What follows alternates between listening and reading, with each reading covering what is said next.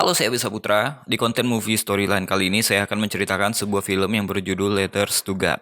Kalau nggak salah pernah diadaptasi sama sinias Indonesia juga. Semoga cara saya bercerita bisa diambil hikmahnya dan langsung aja kita masuk ke alur ceritanya.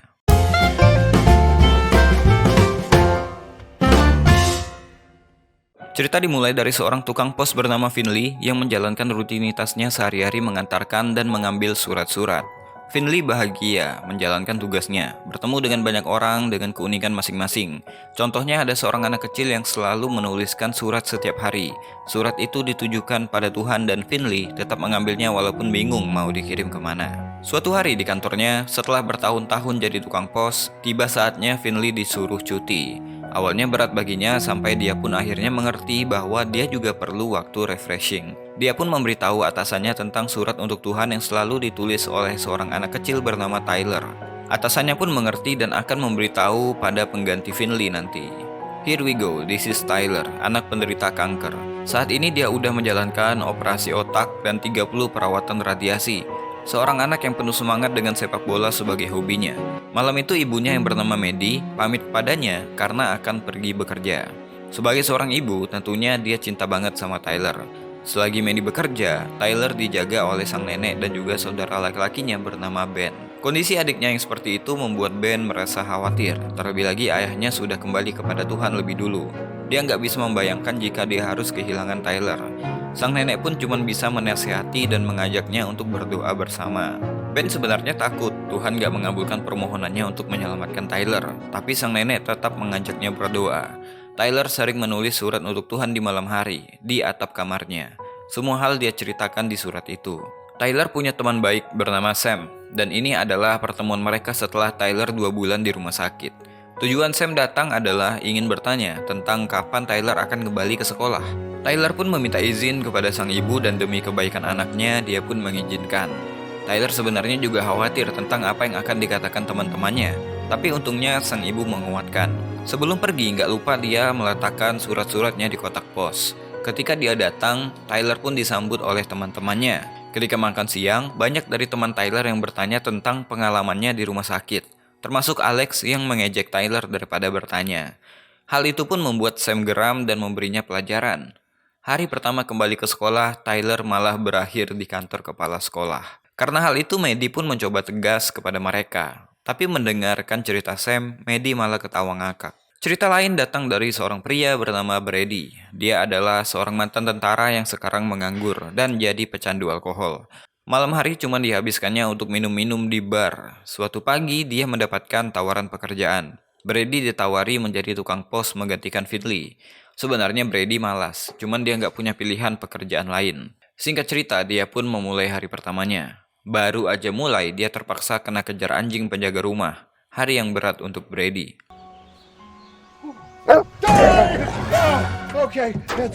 Sementara itu, ketika Brady baru aja mengambil surat di rumah Tyler, bersamaan dengan itu Tyler sampai di rumah dan celakanya, Tyler malah muntah di sepatu Brady. Ketika di kantor, Brady pun menceritakan beratnya hari pertama yang dia jalani. Dia juga memperlihatkan surat Tyler kepada bosnya. Si bos pun berkata, "Itu pilihanmu, terserah mau kau apakan surat itu."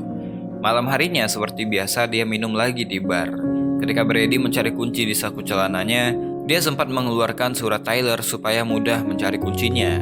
Temannya yang bernama Jack pun berkata, "Gimana kau akan mengirimkan ini? Mungkin kau harus membawa ini ke gereja setiap hari Minggu," katanya. Ketika akan pulang ke rumah, Brady melintasi sebuah gereja dan dia pun berpikir untuk meletakkan surat itu di sana. Setidaknya dia udah melakukan tugasnya, mengantarkan surat itu untuk Tuhan. Ketika akan pulang, seorang pastor bernama Andy pun menegurnya. Jadi Brady pun menceritakan kalau ada seorang anak yang menuliskan surat ini, jadi dia mengantarkannya ke gereja ini. Ternyata Andy mengenal Tyler karena dia dan keluarganya adalah jemaat di sana. Andy menyuruh Brady untuk menyimpan surat tersebut karena dia percaya surat itu ada di tangan Brady, mungkin ada alasannya. Selanjutnya Brady disuruh untuk menunggu Tuhan memberikan petunjuk untuknya. Sebelum pergi, Andy pun mendoakan Brady. Di lain hari, ketika mengantarkan sesuatu dari tetangga, Brady bertemu dengan Tyler. Tyler hari itu nggak pergi ke sekolah. Brady pun memberikan surat-surat untuk Maddie dan Tyler memberikan Brady surat spesialnya. Tyler duduk di teras menunggu Sam pulang. Sam pun menceritakan gimana dia dan Alex dihukum oleh kepala sekolah. Kemudian Sam membawa Tyler kepada kakeknya, seorang kakek yang lucu. Dia menasihati Tyler untuk nggak perlu takut dengan Alex, karena sebenarnya dia hanya iri. Walaupun kau sakit, ketika orang melihat betapa kuat dan beraninya dirimu, itu akan membuat mereka melihat kehidupan mereka sendiri. Itulah sebabnya kau diejek. Tyler pun berkata dia nggak cukup berani karena rambut dan alisnya udah nggak ada, sehingga percaya dirinya kurang. Akhirnya si kakek ini membuatkan alis palsu untuk Tyler dan itu menghiburnya. Di rumah, Ben berbicara lagi dengan neneknya. Ben seperti biasa mengeluhkan keadaan di rumah. Dia merasa khawatir tentang Tyler dan penyakitnya. Di sisi lain, dia juga merasa lelah karena perhatian hanya tertuju pada adiknya itu. Apalagi mereka nggak bisa melakukan apa-apa karena kekurangan uang. Tyler selalu sakit dan harus kembali ke rumah sakit. Lagi asik ngobrol dengan neneknya, ibunya pun datang menyuruh Ben untuk membuang sampah. Ibunya mungkin kurang memperhatikan Ben sehingga mereka berdua pun berdebat hingga Ben berkata kalau dia benci Tyler karena semuanya tentang Tyler. Di saat yang bersamaan Tyler pun datang dan mendengarkan itu semua. Ben pun pergi membujuk adiknya itu, menjelaskan kalau dia nggak sungguh-sungguh mengatakan itu semua. Dia berkata kalau dia nggak benci Tyler, dia cuma benci keadaan yang membuat Tyler sakit. Tyler pun mengajak Ben untuk menulis surat kepada Tuhan. Mungkin itu akan membantu memperbaiki hubungannya dengan Maddie, sang ibu. Itu seperti chatting dengan sahabatmu, kata Tyler. Ben pun setuju dan mereka menulis surat bersama. Di hari yang lain, Brady ngobrol dengan Tyler. Brady bercerita kalau dia juga punya anak laki-laki, tapi sekarang anaknya tinggal bersama ibunya. Brady bahkan bermain bola bersama Tyler walaupun sebentar. Brady juga ketemu dengan Maddie dan dia berkata kalau Tyler adalah anak yang baik. Brady juga mendoakan supaya Tyler baik-baik aja. Setelah pertemuan itu, Tyler bersantai di atapnya. Dia menuliskan surat untuk Alex. Dia ingin Alex tahu kalau dia nggak membenci Alex. Ketika Brady pulang, dia menemukan surat dari pengacara pengadilan yang isinya hak asuh anak jatuh ke tangan istrinya. Brady pun stres karena hal itu. Seperti biasa, dia ingin melampiaskannya di bar, tapi hatinya berkata lain. Dia malah ke gereja untuk mendapatkan ketenangan. Di saat yang bersamaan, ada orang yang berlatih paduan suara, termasuklah bosnya di tempat kerja. Melihat Brady di sana, dia pun mengajak Brady ngobrol sebentar. Bosnya berkata, ini adalah tempat yang tepat kalau kau lagi nggak ada kerjaan. Brady takut kalau ini udah terlambat dan Tuhan nggak menerimanya. Jadi bosnya pun mengajak Brady berdoa, berkata bahwa sebenarnya kita berada di genggaman Tuhan.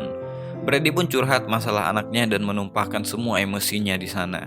Hal yang sama dirasakan oleh Maddie. Dia nggak mau kehilangan Tyler. Ibunya pun menyemangatinya, mengingatkannya pada Tuhan yang gak pernah meninggalkannya dan sebagainya. Tapi Maddie gak setuju dengan kehendak Tuhan. Dia berpikir kalau Tuhan gak peduli dengan semua ini. Maddie juga meminta ibunya untuk berhenti mengucapkan kata-kata dari Bible karena itu gak menyembuhkan Tyler. Di hari lain, Tyler masih harus kembali ke rumah sakit, melanjutkan pengobatannya. Tentu aja ditemani oleh sang ibu tercinta. Ketika besok pagi, sang nenek pun datang untuk menggantikan Maddie menjaga Tyler. Sementara Maddie pulang ke rumah, melakukan pekerjaan rumah sebelum berangkat bekerja. Ketika membereskan kamar Ben, dia menemukan surat untuk Tuhan yang ditulis Ben ketika bersama Tyler beberapa hari yang lalu. Maddie membaca isi surat tersebut dan akhirnya dia tahu apa yang dirasakan oleh Ben. Ketika Ben pulang sekolah, dia pun mulai meluangkan waktunya bersama Ben dengan mengajak Ben bikin SIM mobil untuknya. Kabar Tyler masuk rumah sakit pun sampai ke Brady dan dia menjenguk Tyler dengan membawa bola. Sam temannya datang, bahkan Alex yang suka mengejeknya pun juga ikut datang. Berkat surat dari Tyler, Alex kini membuka diri. Alex bimbang, gimana kalau dia nanti meninggal? Akankah dia masuk surga seperti Tyler, sedangkan dia selalu mengejek Tyler? Alex pun diajarkan untuk berdoa dan menulis surat untuk Tuhan. Berita baik pun datang dari dokter. Tyler boleh pulang ke rumah dan gak perlu melakukan kemoterapi lagi. Tapi di luar kamar, dokter berkata jujur pada Maddie kalau dari hasil scan, di otak Tyler masih ditemukan bintik-bintik yang masih belum diketahui apakah itu sel hidup atau mati, atau hanya jaringan parut. Mendengarkan hal itu, Maddie pun khawatir. Untuk menyemangati Tyler, mereka pun membuat pesta kostum untuknya, membangun energi positif supaya Tyler tambah kuat dan bersemangat. Brady dan Maddie pun berbicara lebih banyak di sana. Maddie bertanya tentang gimana Brady mendapatkan kostumnya. Jadi Brady pun bercerita kalau dia udah punya kostum ini lama banget, ketika putranya masih tinggal bersama. Brady pun bertanya gimana Maddie menghandle Ben. Maddie bercerita dia membaca surat untuk Tuhan yang Ben tulis, sehingga dia bisa mengetahui apa yang gak pernah dia lihat. Malam hari ketika mengantarkan Tyler tidur, Tyler berkata pada Maddie bahwa Tuhan udah menunjuk Maddie menjadi ibunya. Maddie pun terharu mendengarkan hal itu. Keesokan harinya, Tyler mendapatkan telepon dari pelatih sepak bola sekolahnya. Dia berkata pada Tyler apakah Tyler bisa bermain untuk tim. Awalnya Maddie menolak dan gak setuju karena menilai Tyler gak cukup kuat untuk berolahraga terlalu lama. Tapi dibantu oleh Brady yang membujuknya, akhirnya Maddie pun luluh dan setuju. Hari pertandingan pun dimulai. Awalnya Tyler hanya duduk di bangku cadangan, tapi karena tim mereka kebobolan, Tyler pun membujuk pelatih untuk dimainkan. Akhirnya lewat persetujuan Maddie, Tyler pun masuk ke lapangan dan dimainkan untuk 4 menit terakhir. Tyler bermain dengan bagus sebagai kiper dan berhasil mempertahankan kemenangan. Namun ketika selesai, Tyler pun pingsan dan mengalami kejang di lapangan.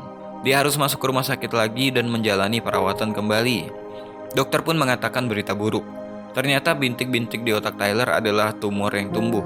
Maddie sangat terpukul dan menyalahkan Brady karena menyemangati Tyler untuk bermain sedangkan dia maunya Tyler beristirahat. Brady pun kecewa dengan dirinya sendiri, seakan apapun keterlibatannya membuat keadaan semakin kacau. Sama seperti dulu ketika dia ditangkap karena membawa mobil sambil mabuk dengan anaknya berada di kursi belakang. Di tengah-tengah kesedihannya, dia melihat surat Tyler dan membacanya. Gak cuma satu, tapi semua surat yang Tyler tulis. Membaca semua surat itu, Brady pun sadar bahwa apa yang dia alami gak sebanding dengan yang Tyler alami. Di dalam surat itu, Tyler menulis banyak hal. Dia juga menceritakan semua orang yang dia temui kepada Tuhan. Jadi Brady pun berinisiatif untuk mengantarkan surat-surat itu kepada orang-orang yang Tyler ceritakan pada Tuhan. Dia berikan surat itu kepada pastor, kepada kakeknya Sam, bahkan kepada Miss Baker yang sering memberikannya makanan. Tyler pun keluar dari rumah sakit, tapi dia sadar keadaannya udah gak sebaik yang kemarin. Ketika di rumah pun dia hanya bisa berbaring lemah. Sam, teman terbaiknya, datang menjenguk, berkata kalau dia juga menuliskan surat untuk Tuhan, bercerita tentang Tyler di suratnya. Di malam itu juga, Brady datang dan bertemu Maddie, mengabarkan kalau Finley akan kembali dari cutinya dan Brady senang karena udah kenal dengan keluarga ini.